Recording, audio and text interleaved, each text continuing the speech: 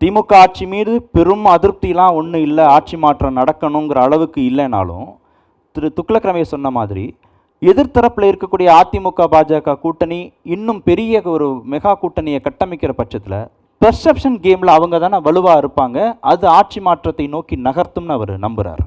அதாவது தமிழ்நாட்டு மக்கள்கிட்ட என்ன உணர்வு இருக்குன்னா, பிஜேபி எதிர்ப்பு அப்படிங்கிறது ஒரு பல்லவி, அதை பாடிக்கிட்டே இருக்கீங்க அப்படின்னு சொன்னாங்க. பிஜேபி எதிர்ப்பை வலிஞ்சு செய்யலை, பிஜேபி தமிழ்நாட்டை எதிர்க்குது. தமிழ்நாட்டு சட்டமன்றத்தில் ஏகமனதாக இயற்றப்படக்கூடிய சட்டங்களுக்கு எதிராக இருக்குது. அதிமுகவும்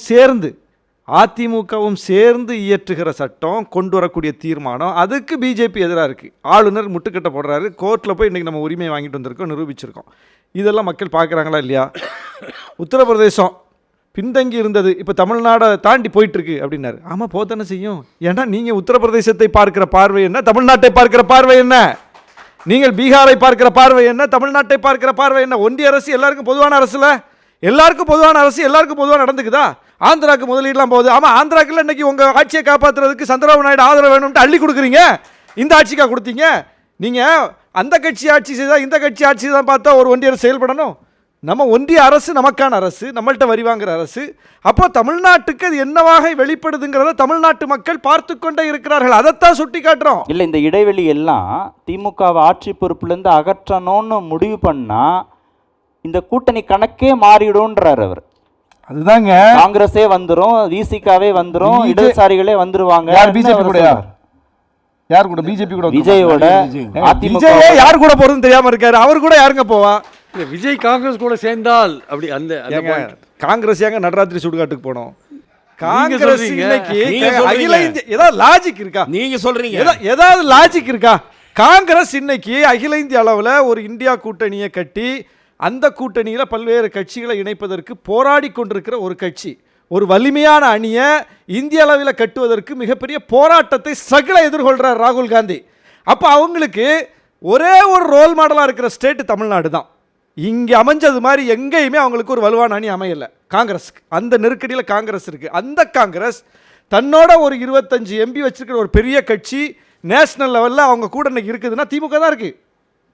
விஜய்கிட்ட எத்தனை எம்பி இருக்காங்க? எத்தனை எம்பி இருக்காங்க? எத்தனை எம்எல்ஏ இருக்காங்க? எத்தனை கவுன்சிலர் இருக்காங்க? அன்ப்ரூவ்டு. அவர் ஒரு இடைத்தேர்தலை கூட சந்திக்காத ஒரு கட்சி.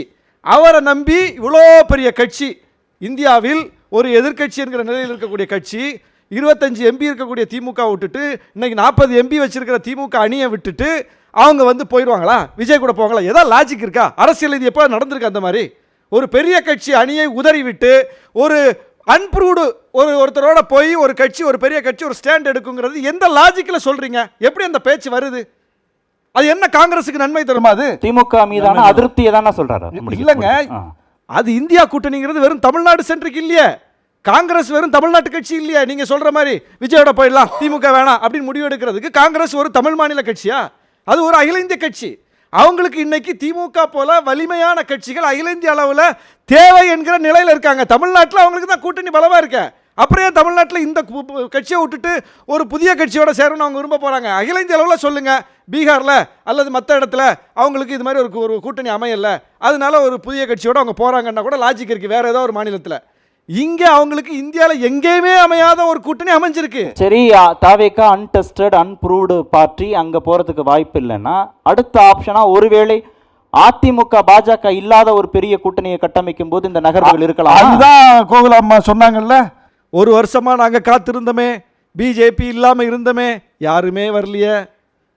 காங்கிரஸ் போயிருக்கலாமா, ஏன் போகல? அதிமுக நம்பி. விசிகே போயிருக்கலாமா, ஏன் போகல? அதிமுக நம்பி. இடதுசாரிகள் போயிருக்கலாமா, பிஜேபி இல்லாத அதிமுக நம்பி. யார் போனா?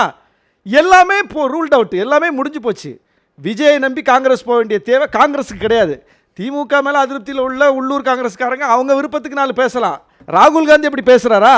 ராகுல் காந்தி முதலமைச்சரை அரவணைத்துக் கொள்கிறார். பீகாரில் கூப்பிடுறாரு, இங்கிருந்து வாங்க பேசுறதுக்குன்னு. விஜயை கூப்பிடல. யாரை கூப்பிட்டாரு? இங்க இருக்கிற முதலமைச்சரை தான் பீகாருக்கு கூப்பிட்டாரு. பீகாரில் போய் பேசிட்டு வர்றாரு. என்ன தேவை வந்துச்சு காங்கிரஸுக்கு?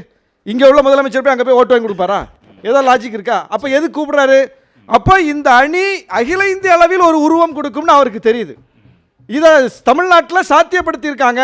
பிஜேபி எதிர்ப்பை முன்னிலைப்படுத்தி இந்தியா கூட்டணியை தமிழ்நாட்டில் மிக வலிமையாக முதலமைச்சர் கொண்டு போறாரு, ஸ்டாலின் கொண்டு போறாருன்னு ராகுல் காந்திக்கு புரியுது. இந்த ஃபார்முலா பீகாரில் வரணும்னு நினைக்கிறாரு, இந்த ஃபார்முலா மற்ற மாநிலங்களில் வரணும்னு ராகுல் நினைக்கிறார். அப்படி இருக்கும்போது அவரே இதை போய் உடைப்பாரா? அவரே இதற்கு ஒரு ஊர் விளைவிப்பாரா? இதெல்லாம் இவங்க ஆசை. திருப்பதி நாராயணன், எல்லாமும் முடிந்து செட்டில் ஆயிடுச்சு, இப்படி தான் இனிமே கூட்டணி இருக்க போகுது அப்படின்னா ஒருவேளை அது 4 முனை போட்டி நோக்கி நகரும் மாதிரி தெரியுது. இப்போ இருக்கிற சூழலை வச்சு பார்க்கும்போது ஆனால் திரு பிரியன் அதில் முரண்படார், கடைசி நேர மாற்றங்கள்லாம் வரலான்னா. இப்போ இந்த 4 முனை போட்டி 4 கார்னர் ஃபைட் அப்படிங்கிறது யாருக்கான சாதகமான சூழலை உருவாக்கும்? இல்லை, என்னை பொறுத்தவரையில் இன்னும் 6 மாதங்கள் இருக்கிற காரணத்தினால இன்னும் கூட திராவிட முன்னேற்ற கழகம் திராவிட மாடல் என்று சொல்லி பல்வேறு தவறுகளை செய்து கொண்டே தான் இருக்க போகிறது. தினந்தோறும் நாம் இவர்களிடம் பட்ட 4.5 வருடங்கள் பட்ட பாட்டை இன்னும் கூட்டணி யாரு வருது சொல்லுங்க சார். பழைய பாவே அரைக்காதீங்க. உங்க பக்கம் யார் வர ஆகாதீங்க, ஏன் டென்ஷன் ஆகுறீங்க? அதனால இன்னும் இதுக்கு நிறைய நேரம் இருக்குது. இன்னும் மக்கள் வந்து அதிகமாக அவதியுற போகிறார்கள். அந்த மாதிரி நேரத்தில் வரக்கூடிய காலங்களில் இல்லையா ஷானவாஸ், அதுக்காக கேட்குறேன். மாற்றம் ஒன்றுதான் மாறாதது. இண்டி கூட்டணி பற்றி ரொம்ப பெருமையாக பேசினார் ஷானவாஸ். இந்தியாவில் வேறு, தமிழ்நாட்டை தவிர இண்டி கூட்டணி வேறு எங்கேயுமே கிடையாது. அதுதான் உண்மை.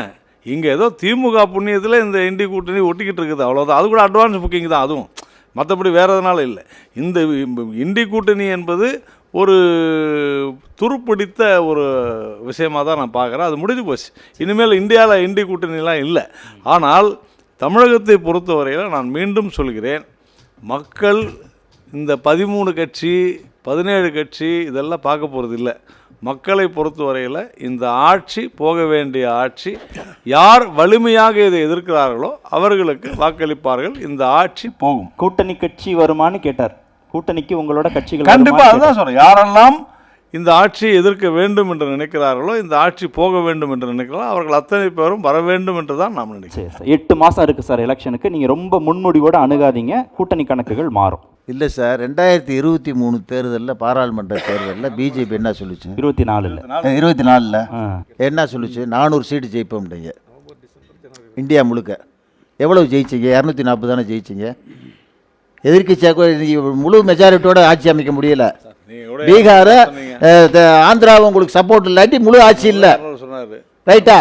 இப்படி இருக்கும்போது நண்பர் ரமேஷ் சொல்கிறாரு, பயங்கரமான யோகத்தை சொல்கிறாரு, காங்கிரஸ் விஜய் கூட்டணி. எப்படி சார் இது சாத்தியப்படும்? பீகாரில் 62 லட்சம் ஓட்டை நீக்கிறான் எலெக்ஷன் கமிஷன். அதை தட்டி கேட்டு பாராளுமன்றத்தில் முழங்கினவர் ராகுல் காந்தி. எப்படி சார்? ஒரு அப்ஜெக்ஷன் இல்லைன்னு எப்படி? இல்ல விஜயோட தானே போவாரு. இல்ல விஜயோட போனாலுமே எப்படி போவாரு? என்ன காரணத்துக்கு போறாரு? சானாவாஸ் சொன்னது மாதிரி அருமையான கூட்டணி இந்தியா கூட்டணி. ஒரே ஒரு குறுக்கீடு சார். மத்திய அரசு எதுக்குற கூட்டணி சார், நிறைய மதவாத சக்தியை எதுக்குற கூட்டணி சார், நிறைய தமிழ்நாட்டுக்கு செய்யாத கண்டிக்கிற கூட்டணி. ஒரே ஒரு சந்தேகம், இந்த சூழல்ல காங்கிரஸ் பிரிஞ்சு போகுமா, அவங்க 2 பேரும் சேர்ந்து ஒரு மாற்றத்தை கொண்டு வருவாங்கடா, மக்கள் எப்படி சார் நம்புவாங்க? ஒரு விபத்து இருக்கு சார் கரூர்ல, பிஜேபி எதிர்க்கிறாங்க. இல்ல கரூர்ல ஒரு விபத்து நடக்க கூடாது, நடந்துருச்சு. இது வரைக்கும் விஜய் வெளியே வரலையே சார். ஒரே ஒரு விபத்து நடக்கக்கூடாது, நடந்துருச்சு. நீங்க இதுக்கே இப்படி மறைஞ்சு நின்றா மக்கள் பிரச்சனை எப்படி பார்ப்பீங்க? மக்கள் பிரச்சனை எப்படி சார் பார்க்க முடியும்? தமிழ்நாடு முதலமைச்சர் காலையில் 4 மணிக்கு எந்திரிக்கிறார் சார், 2 மணிக்கு படுக்கிறாரு, இரவு 3 மணிக்கு இந்த கரூரில் போய் பார்க்குறாரு. என்ன தலையெழுத்தா? பாதிக்கப்பட்டிருக்க மக்கள் போய் பார்க்குற முதலமைச்சர் போய் பார்க்குறாரு. அதான் சார் ஒரு தலைவர். முதலமைச்சருடைய கடமை இல்லையா? கடமைத்தான் நான் சொல்கிறேன், கடமைத்தான் சொல்கிறேன். பொதுமக்களுடைய துயரங்களை பார்த்து அதை துடைக்க வேண்டும் என்ற நல்ல எண்ணத்தில் நடு இரவு இருந்தால் கூட சென்னையிலேருந்து கரூர் வந்து மக்களை பார்க்குற முதலமைச்சர் தான் தமிழ்நாடு முதல்வர் அண்ணன் தளபதி ஸ்டாலின். ஆனா கள்ளக்குறிச்சிக்கு போகலையே, கள்ளக்குறிச்சிக்கு போவே இல்லையே. பிஜேபி நம்பி அதிமுகவை நம்பி ஏன் போகாதுன்னு சொன்னா, அந்த அம்மா இருக்கிற வரைக்கும் அதிமுக ஓகே சார். இப்போ இருக்கிற அதிமுக சத்தியம் அதிமுகவே இல்லை. செங்கோட்டை ஒரு பக்கம், தினகரை ஒரு பக்கம், சசிகலா ஒரு பக்கம், ஓ பன்னீர்செல்வம் ஒரு பக்கம், பழனிசாமி ஒரு பக்கம், அவங்கள அதிமுக பழனிசாமி ஒரு பக்கம், இதுக்கு மேல வேலுமணி தங்கமணி ஒரு பக்கம். அதாவது இந்த ஆதாரம் இல்லாத ஆட்சி செய்திகளை எல்லாம் அவர் படைக்கிறதுல சொல்லக்கூடாது. இந்த இவங்களுக்குள்ள அதிகாரம் இவங்களால இந்த கட்சியை கட்டுப்படுத்த முடியாது. ஆகையினால உங்களுக்கு ஆளுமை மிக்க தலைவர் இல்லைன்றது அதிமுகவில் இருக்காங்கன்றது புரிஞ்சுக்கிட்டாங்க மக்கள், கட்சியும் புரிஞ்சுக்கிருச்சு. ஆகையினால மதவாத சக்தி எதுக்கிற பிஜேபி கூடயும் போக மாட்டாங்க, ஆளுமை இல்லாத தலைமை பக்கம் அதிமுக பக்கம் போக மாட்டாங்க. ஆளுமை மிக்க தலைவர் தமிழ்நாடு முதல்வர் திமுகவுடைய தலைவர் அண்ணன் தளபதின்றதை ஏற்றுக்கிட்டு வலுவான கூட்டணி அமைத்து 2026 சட்டமன்ற தேர்தலில் இந்த கூட்டணி தான் சார் ஜெயிக்கும். திமுகல உதயநிதி ஒரு பக்கம், சபரீசன் ஒரு பக்கம், கனிமொழி ஒரு பக்கம், எல்லாத்தையும் பேச்சப் பண்றது இவர் பக்கம். எல்லா இடத்துலையும் இதுக்கு தேவையில்லாத ஆதாரம் இல்லாத செய்திகளை சொல்லணும். அவங்க அண்ணனையே இன்னைக்கு தான் எங்கள் தம்பிங்கிறாரு. இது மாதிரி எல்லா இடங்கள்லையும் எல்லாம் நடக்கிறதுனால தேவையில்லாமல் நீங்கள் தான் அம்மா இருக்கிற வரைக்கும் ஓகே, நீங்கள் அம்மா கொடுத்த அந்த ஆட்சியை கவிழ்க்க வேண்டும் என்று நீங்கள்லாம் திட்டம் போட்டவங்க தானே.